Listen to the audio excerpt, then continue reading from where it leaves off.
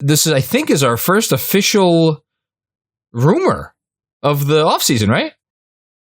How much do you call Dame a rumor?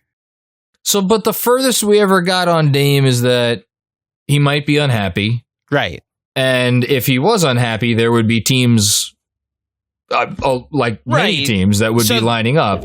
I would say this is the first, it would cost this to get X, you know? Well, so let's go through. So there was actually, it's three things. So I think Jason Lloyd of The Athletic on Monday basically reported that the Cavs had tried to trade Sexton during the season, that they'd love to package him and Love together to get rid of them, and that they are very hesitant and have been hesitant and continue to be hesitant to want to pony up real money to keep their 22-year-old guard around, and that they are having some trouble. Wouldn't you know it, Andrew Claudio, that they're having some trouble moving on from him.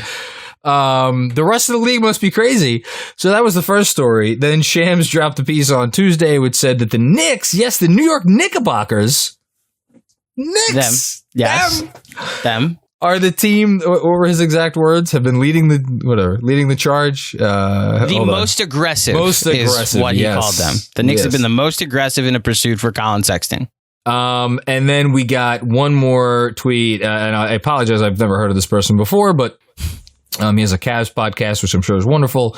Evan Damerol, I hope I got pronounced that correctly, stated a package that would include Obi Toppin, Kevin Knox, and one of New York's 2021 first rounders appears to be an option for Collin Sexton after reaching out to a source. I don't know, would that be an option for the Cavs? Has that already been presented as an option to them by the Knicks? But very little behind the scenes. We've been texting about this, myself, Andrew, Bernard, and Yash, my two idiot law school buddies, for the past hour. So I already know what Andrew's feelings are, but I'll just invite you briefly, Andrew, to just say your piece. I'll even go a step further with the behind the scenes and say, you guys know what John's thoughts are. He did a newsletter on it about a month ago. He's got a newsletter coming out tomorrow. You're going to do something on Collin Sexton, as you're listening to this. Yes. So today, as you're listening to it, there's a newsletter on it where he will dive much more into the details and the numbers of the potential of what this trade and what it would look like. And because the world doesn't want us to stop, it looks like we're doing another cap or no cap, the Collin Sexton plan on Sunday. And you know what? I bet there's going to be another one after that, because there's going to be some other fucking thing. We'll be doing cap or no cap during Summer League. That's how far this is going to keep going.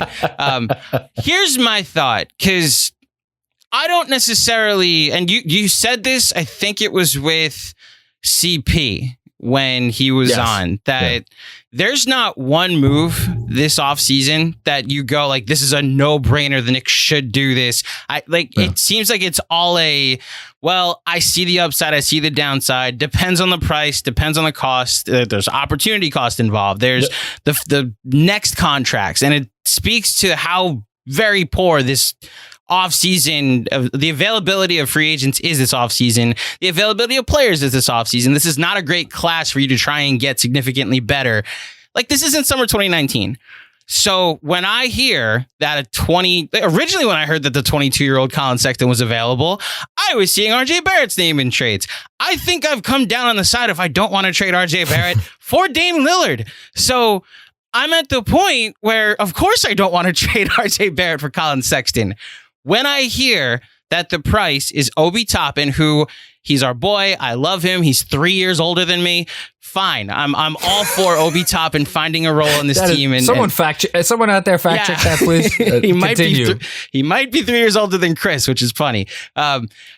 When you look at Obi Toppin, who right now is a backup, and if Julius Randle is here long term, unless you think Tibbs is going to find religion and decide to play Obi at the 5, he's going to be a 4 most of his time with the Knicks. It's a valid concern, by the way. So he's a backup. They're not trading a starter.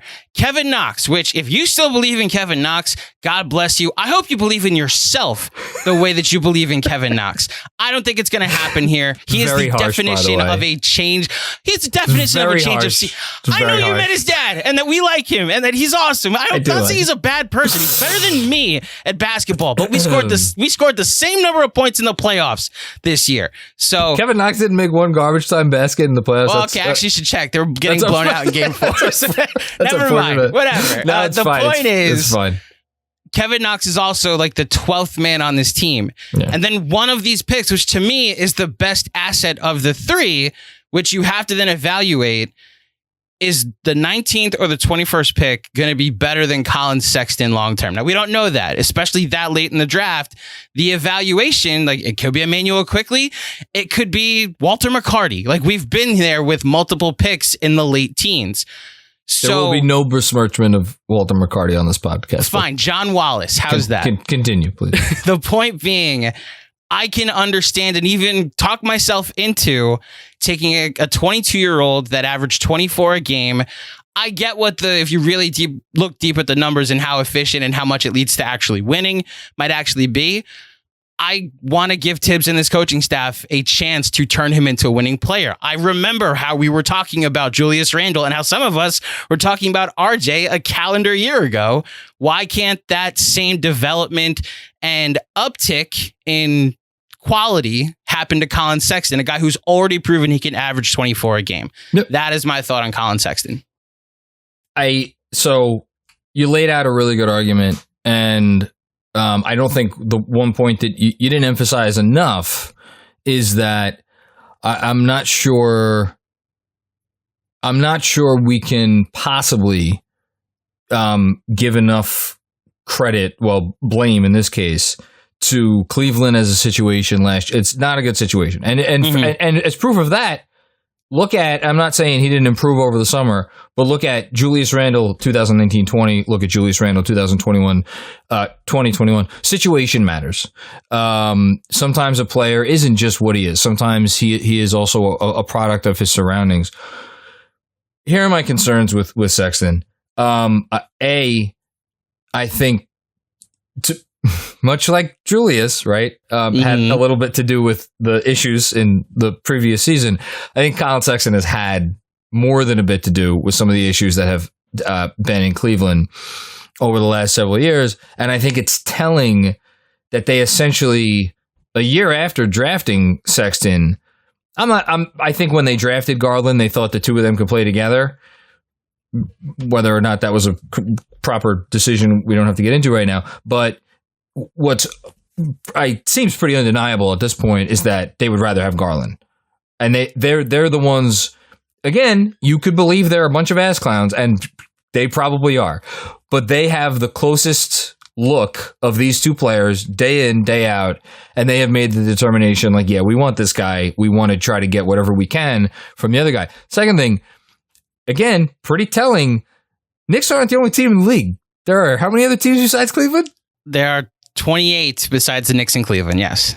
Yeah, and I think the fact that nobody wants to give up really anything for this guy speaks to the fact, and this is going to get to the third point and second to last. I have 4 points. Sorry, 4. You're good.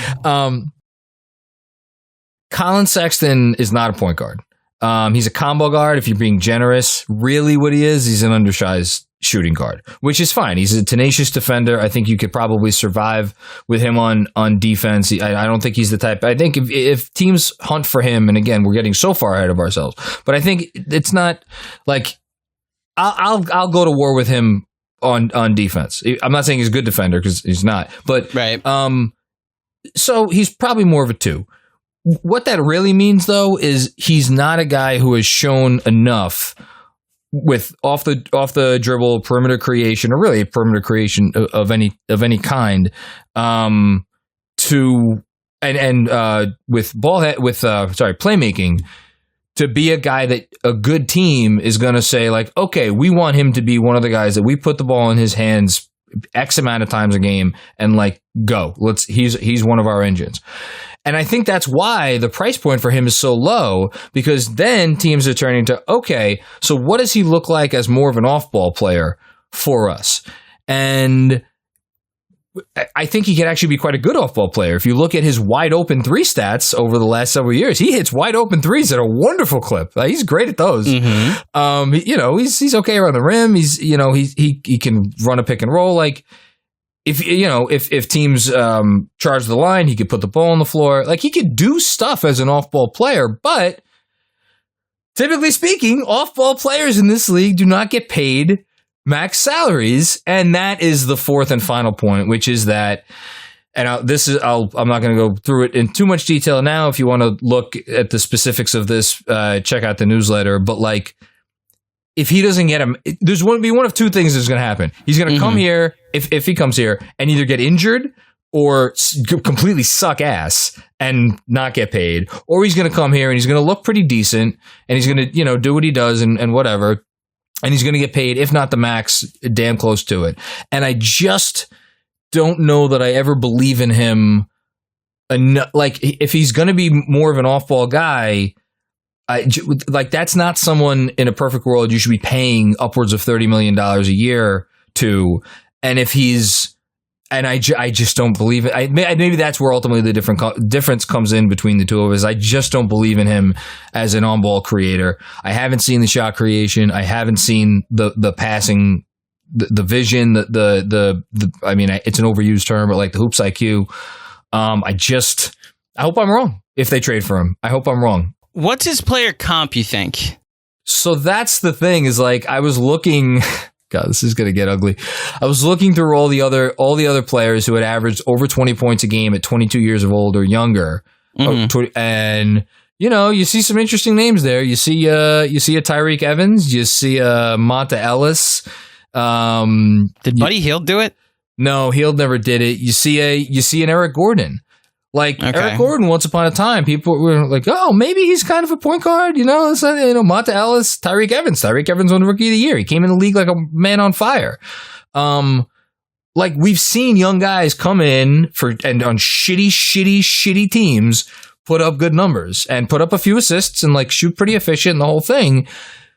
Those guys do not go on to be the type of difference-making players that I feel like many Knicks fans think they are getting if they... and again, maybe he improves. Maybe I'm selling him short. Maybe it keeps going up. But like, can I give you one more thing? Yeah, of course. Okay. Can I give you the list of players who, in NBA history, let's do NBA history, because it's only 15 guys. Well, 14 guys, 13 guys, because one guy did it twice. Or two guys did it twice, to average 21 or younger, 23 points per game, 4 rebounds per game, 2 assists per game, and 1 steal per game. You want the list? Gimme. Okay, this is in date order. So Bernard King, shout out to Bernard King. He was the first one to do it, although he did it with the Nets. Terry Cummings, who, if you don't know who Terry Cummings is, look him up. He was pretty good. That is a name. That's okay. A name. And now we get into some guys you're going to know. Michael Jordan, Allen Iverson, Tracy McGrady, LeBron James, LeBron James did it twice. Carmelo Anthony, Kevin Durant did it twice. Anthony Davis, Trae Young, Jason Tatum, Luka Doncic, and Andrew Wiggins. Here's my point. If you want to go out and find some stat that puts Collin Sexton next to Devin Booker or Kyrie Irving or whoever the fuck, you can go find that stat. It means nothing. You have to watch the games. And anybody who watched Andrew Wiggins in his first 3 seasons knew that Minnesota was a little crazy handing him all that money before he had proven a blessed thing on a good team. Collin Sexton, I'm not saying he can't get better. He can. Maybe he will. But I don't know if it's a bet that I want to make. And then we haven't even gotten into the, maybe Obi becomes something better. Maybe they hit strike gold on the 19th. Like, it's a complex conversation. That's all I'm saying. I think the next contract concern, because you have to imagine trading assets, regardless of how good you think the assets are, trading assets for Collin Sexton means he's here for longer than a year. Then... I mean, that's a fair concern. That would be my concern, is that if he's going to be getting paid $30 million in 2 years, then that's a fair concern. But again, it's like, I feel like it's important not to limit yourself. So you're right. Obi Toppin probably is never going to be a starter here. Does it mean that they can't find 5 more minutes a game for him next season and maybe give him a little bit more of a role that was akin to his role at college and turn him from a guy who is essentially not a throw-in in a deal, but like, you know, he's not terribly highly valued, right? I think right now around the league, into somebody who a team could look at and be like, you know what? I bet if we gave this guy 30 minutes a game and we started him and we gave him some real stuff to do, he could be a fixture for us. Like, you're selling low on him right now, I think. And if you really believe what we've been told now for a while about the development staff and Kenny Payne and Johnny Bryan and the whole thing, then put your money where your mouth is. Make these picks. Take some kids, turn them into something. I'm not a huge Sharif Cooper guy, but I would much rather draft Sharif Cooper and pay him $10 million for the next 4 years, as opposed to Collin Sexton $30 million a year for potentially the next 5 after. That's all I'm saying. People have talked about what plan they want the Knicks to follow, whether it be let's follow the Phoenix model, let's follow the Atlanta model, let's follow the Jazz, the Pacers, God forbid, the Warriors, if you want to strike gold on 3 picks that end up all in the all NBA teams, and all were outside of the top 7. I guess Curry was 7. Curry was 7. Clay was top 6. 11, and Clay was 11. Draymond was 35-ish, something like that. Yeah, 35. He was a second round pick. It's why I'm not aggressively, like, as we started this has to be, you have to go get Collin Sexton. I get the concerns. I'm saying the belief I have in this coaching staff and this development staff to then develop whoever you get at 19 and 21. I'm applying that belief into the same crew that turned Julius into an all-NBA player, that they can do the same with Collin Sexton. Sure. Because there's an aspect of this.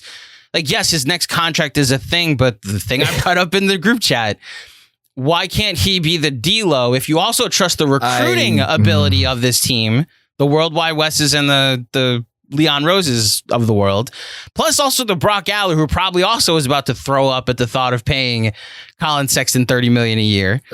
Why can't you, in a year, when you have him as a restricted free agent, turn him into an asset? And look, I had this thing about I don't see you being able to get Dame without RJ Barrett. If you have a Collin Sexton as the poster child of a trade and it's a sign-in trade, then there's your asset that you trade for Dame. I think there was a lot more bloom on the D'Lo Rose when that trade was he was. That's the thing. I'm projecting that this staff will be able to turn Sexton into a much more winning player, that his numbers won't be so empty, is what I'm saying. Yeah, I mean, look, just like all of these conversations come down to, it comes down to what do you think of Collin Sexton, right? Yeah. And like, look, I'm not going to sit here and say like I watch a ton of Cleveland games. I watched the times they played the Knicks this year. I was going to say I watched 3. But actually, season. And I've said this. You know what? I think the game that's actually leading me to be a little more pro Sexton is the games against the Nets. Yeah, he killed it against the Nets. Yeah, where he put 41 up in like double overtime. Who, by the way, played no defense. Yeah. For like 0 defense. And but I actually watched Cleveland. I would say that I watched